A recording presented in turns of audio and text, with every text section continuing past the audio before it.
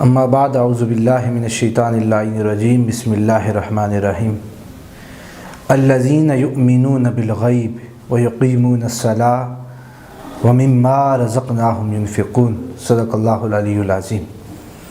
اللہ رب العزت نے قرآن حکیم میں سورہ بقرہ کی ابتدا میں ہی مومنین کی نشانیاں اور ان کی علامات بیان کی ہیں، اور اللہ رب العزت نے مومنین کی نشانیاں بیان کرنے کے بعد تقریباً 13 آیات ان میں منافقین کا ذکر کیا ہے، اور فرمایا الذین یؤمنون بالغیب، کہ وہ لوگ جو ایمان بالغیب لائے، یعنی بن دیکھے ایمان لے آئے، بن دیکھے انہوں نے اللہ کو مان لیا، اور بن دیکھے آقا علیہ الصلوۃ والسلام نے خبر دی کہ قیامت آنی ہے، کہ قیامت پر یقین قائم کر لیا، اور موت کے بعد دوبارہ زندگی پر ایمان لے آئے۔ جو کچھ انہوں نے دیکھا نہیں، فقط وسیلے سے وہ اپنا ایمان انہوں نے اس چیز پر قائم کر لیا کہ یہ جو سرکار نے فرما دیا وہی ہمارا ایمان ہے۔ تو آقا علیہ الصلوۃ والسلام نے بھی فرمایا صحابہ رضوان اللہ اجمعین سے کہ اے میرے صحابہ، مفہوم عرض کر رہا ہوں کہ تمہیں بھی مبارکباد دیتا ہوں کہ تم نے مجھے دیکھا اور مجھ پر ایمان لے آئے، اور فرمایا اے میرے صحابہ، ان لوگوں کو 7 مبارکیں دیتا ہوں کہ جو مجھے دیکھیں گے بھی نہیں اور وہ میری خبروں پر پھر بھی ایمان لے آئیں گے، اس میں ہم بھی شامل ہیں۔ یعنی آقا علیہ الصلوۃ والسلام کا زمانہ مبارک گزر گیا، اور بعد میں آنے والے لوگوں نے سرکار دو عالم صلی اللہ علیہ وسلم کو تکا نہیں، ان آنکھوں سے انہوں نے نہیں دیکھا مصطفیٰ صلی اللہ علیہ وسلم کو، لیکن ان کی خبروں پر ایمان لے آئے کہ جو سرکار فرما گئے وہی حق ہے۔ ان ڈٹھے سودے اسی کو کہتے ہیں۔ وہ بہلول دانا تھا نا، تو وہ دجلہ کے کنارے ریت کے کھلونے بنا رہا تھا، جیسے بچے کھلونے بناتے ہیں، اور بچپن میں جیسے وہ ریت کو اپنے پاؤں پر رکھتے ہیں اور پھر اس کو ایک گھر سا بنا کے پاؤں کھینچ لیتے ہیں، اور بعد میں کھیل جب ختم ہوتا ہے وہ سارے گھر توڑ دیتے ہیں۔ تو ملکہ زبیدہ گزری تو انہوں نے پوچھا کہ اے بہلول دنا کیا کر رہے؟ یہ مجذوب فقیر تھے۔ تو بہلول نے کہا کہ میں جنت کے گھر بنا رہا ہوں۔ تو ملکہ نے کہا کہ یہ بیچتے بھی ہو؟ تو بہلول کہنے لگا ہاں بیچتا ہوں۔ ملکہ نے کہا اس کی قیمت کیا ہے؟ تو بہلول کہنے لگا کہ اس کی قیمت ہے 10 دینار۔ تو ملکہ نے 10 دینار کالے اور دے دی، اور کہا کہ ایک گھر مجھے دے دو۔ اس نے کہا یہ تمہارا ہے۔ ملکہ گزر گئی، پیچھے سے بادشاہ آیا۔ بادشاہ نے پوچھا کہ اے فقیر یہ کیا بنا رہے ہو؟ وہ کہنے لگا کہ جنت کے گھر بنا رہا ہوں۔ تو بادشاہ نے کہا یہ فقیر ایسے ہی ہے، جنت تو عرش الہی پر ہے اور اللہ رب العزت اس کا مالک ہے، تو یہ زمین پر بیٹھ کے کیسے کہہ رہا ہے کہ میں جنت کے گھر بنا رہا ہوں؟ تو وہ آگے گزر گئے۔ رات کو جب سویا بادشاہ اور دیکھا خواب میں جنت کا دیدار کر رہا ہے، اور تکتا ہے کہ بہت خوبصورت محلات ہیں، تو ایک سرخ رنگ کا بہت خوبصورت محل ہے۔ بھاگ کے جاتا ہے یہ کس کا محل ہے؟ تو بتایا جاتا ہے کہ یہ تیری بیوی ملکہ زبیدہ کا محل ہے۔ وہ اندر داخل ہونے کی کوشش کرتا ہے تو فرشتے روک لیتے ہیں، کہتے ہیں رک جا۔ وہ کہتا ہے کہ میری بیوی ہے، فرشتے کہتے ہیں نہیں، وہ بیوی دنیا میں تھی، یہ جنت میں ہے، اپنا محل جو ہوگا، جو جس کا تو مالک ہوگا اسی میں داخل ہو سکے گا۔ اٹھتا ہے صبح بیوی کے پاس جاتا ہے، بھئی کون سا تو نے ایسا عمل کیا ہے؟ بیوی کہتی ہے وہی معمول کے روزے، معمول کی نمازیں، معمول کے نوافل، وہی تسبیح جو ذکر اذکار کرتی تھی وہی معمول کا ہے۔ اس نے کہا نہیں، میں نے جنت میں تیرا بڑا خوبصورت اور شاندار محل دیکھا ہے۔ بیوی کہتی ہے ہاں، وہ ایک فقیر دجلہ کے کنارے جنت کے گھر بیچ رہا تھا تو میں نے 10 دینار سے ایک گھر لیا تھا اس سے۔ تو بادشاہ دوڑتا ہے، کہتا ہے آج اللہ کرے وہ فقیر بیٹھا ہو۔ تو اب جا رہا ہے یہی سوچتا اور اسی پریشانی میں، تو جب پہنچتا ہے تو تسلی ہو جاتی کہ فقیر تو بیٹھا ہے۔ کہتا ہے کہ یہ کیا بنا رہے ہو؟ اسی طرح وہ گھر بنا رہا تھا۔ وہ کہتا ہے کہ جنت کے گھر بنا رہا ہوں۔ بیچتے ہو؟ کہاں ہاں بیچتا ہوں۔ کیا قیمت ہے؟ وہ بہلول کہنے لگا کہ آدھی حکومت لگے گی۔ بادشاہ کہتا ہے کل تو 10 روپے کے 10 دینار کے یہ دے رہا تھا، آج کیا رہا آدھی حکومت۔ بہلول کہتا ہے وہ انڈٹھے سودے تھے، تو تک کے آیا ہے۔ تو اللہ رب العزت فرماتے ہیں الذین یؤمنون بالغیب، وہ لوگ جو بن دیکھے ایمان لے آئے، جنہوں نے تکا نہیں ایمان لے آئے۔ اور وَيُقِيمُونَ الصَّلَاةَ، اور وہ نماز قائم کرتے ہیں۔ وَمِمَّا رَزَقْنَاهُمْ يُنْفِقُونَ، اور جو کچھ ہم نے انہیں دیا اس میں سے وہ خرچ کرتے ہیں ہماری راہ پر۔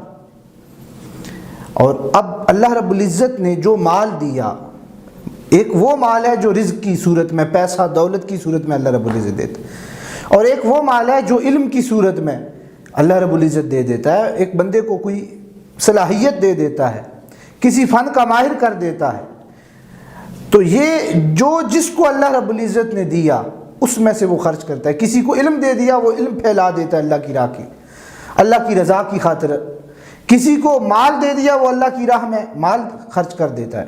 کسی کو کسی فن کا ماہر کر دیا تو وہ اپنا فن لوگوں میں تقسیم کر دیتا ہے۔ جس کو جس صلاحیت سے نوازا وہ اپنی صلاحیت لوگوں میں تقسیم کر دیتا ہے۔ اور محض فرمایا کہ جو کچھ ہم نے انہیں دیا، یعنی یہ نہیں بندہ کہے کہ یہ جو پیسہ ہے میں کاروبار کر رہا ہوں، میری اتنی بڑی فیکٹری ہے، اتنی بڑی دکان ہے، اتنا بڑا ادارہ ہے، تو یہ پیسہ میں خود کما رہا ہوں۔ نہیں، فرمایا بلکہ ہم ہی ان کو دیتے ہیں۔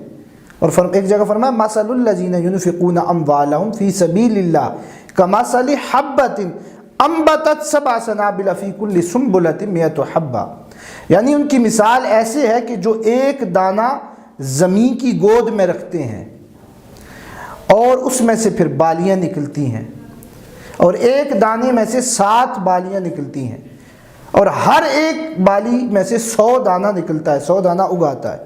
اب اس نے بویا ایک دانہ تھا اور اللہ رب العزت اسے 700 دانہ دے رہے ہیں، تو فرمایا وہ لوگ جو خرچ کرتے ہیں وہ خرچ 1 روپیہ کرتے ہیں لیکن ہم اسے اس کا اجر 700 گنا دیتے ہیں۔ سرکار دو عالم صلی اللہ علیہ وسلم نے فرمایا کہ اللہ رب العزت اس شخص کو کبھی غریب نہیں کرتا جو صدقہ و خیرات کرتا رہتا ہے، اور اس شخص کی کبھی عزت میں کمی نہیں ہوتی کہ جو عفو و درگزر معاف کر دیتا ہے لوگوں۔ تو جو صدقہ اور خیرات کرتا رہتا ہے وہ کبھی غریب نہیں ہو سکتا۔ اللہ رب العزت فرماتے ہیں، فرمایا واللہ یضاعف لمن یشاء، ہم اس میں بھی مزید بڑھا دیتے ہیں۔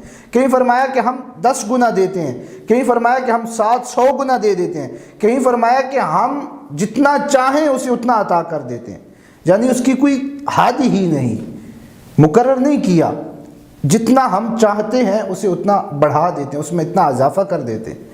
لیکن خرچ کیا کرنا ہے؟ فرمایا لن تنالوا البر حتى تنفقوا مما تحبون وما تنفقوا من شيء، خرچ وہ کرنا ہے جو تمہیں محبوب ہے، یہ نہیں کہ جو مجھے شے محبوب ہے وہ میں اپنے پاس رکھ لیتا ہوں، اور جو نہیں پسند کرتا میں وہ اپنے کسی بھائی کو دے دیتا ہوں، کسی دوست کو دے دیتا ہوں کہ جا یار یہ لے لے، میں تو اللہ کی رضا کی خاطر یہ تجھے دے رہا ہوں۔ فرمایا نہیں، ایسے نہیں، جو خود پسند کرتے ہو وہی لوگوں میں تقسیم کرو، وہی لوگوں میں بانٹ دو میری رضا کی خاطر۔ اور آج ہم تقسیم اگر کرتے بھی ہیں تو وہ چیز کرتے ہیں کہ جو خود پسند نہ ہو نا، اب گھر میں فالتو پڑی ہے تو ہم وہ دے دیں گے، باہر تقسیم کر دیں گے، کسی مانگنے والے کو، کسی غریب کو دے دیں گے۔ تو فرمایا ایسے نہیں، وہ چیز تقسیم کرنی ہے، کرنا جو میری رضا کی خاطر ہے۔ بڑے مشہور بزرگ ہیں حضرت پیر پٹھان، تو ان کے پاس ایک بندہ گیا، ان کا چاہنے والا تھا، محبت کرنے والا تھا، بڑا دور سے سن رکھا تھا کہ بڑا کا ولی ہے یہ، تو سفر کر کے پیدل گیا تو کہنے لگا حضرت السلام علیکم ورحمۃ اللہ، سلام، دعا ہوئی، ایک نشست ہوئی، اس کے بعد کہنے لگا کہ حضرت کوئی مجھے نصیحت فرما دے۔ تو حضرت کہنے لگے کہ بیٹے اگر اللہ کو خود سے افضل نہ سمجھ سکے نا تو خود جیسا ضرور سمجھنا۔ یہ پیر پٹھان نے کہا، تو اس کو غصہ آ گیا، وہ کہنے لگا کون ہے وہ شخص دل ہی دل میں اتنا چل کے اتنا لمبا سفر کر کے آیا ہوں اور یہاں سے کچھ لینے آیا ہوں، اور یہ کہہ رہے ہیں کہ اللہ کو خود سے افضل نہ سمجھ سکے تو خود جیسا ضرور سمجھنا۔ تو کون ہے وہ شخص جو رب کو خود سے افضل نہیں سمجھتا؟ تو کہنے لگا یہ سفر سارا برباد ہی گیا، ٹائم ضائع ہو گیا، اتنا تکلیف اور مشکل بھرا سفر تھا، تو خیر رات ہوگی، رات یہیں قیام کرتا ہوں، صبح گھر چلا جاؤں گا، یہاں سے تو کچھ ملنا کوئی نہیں، یہ اس کے دل میں خیال آیا۔ اور رات آرام کی، صبح حضرت نے ناشتہ بھجوایا کہ جا اس کو اس کے کمرے میں یہ ناشتہ دے خادم کو۔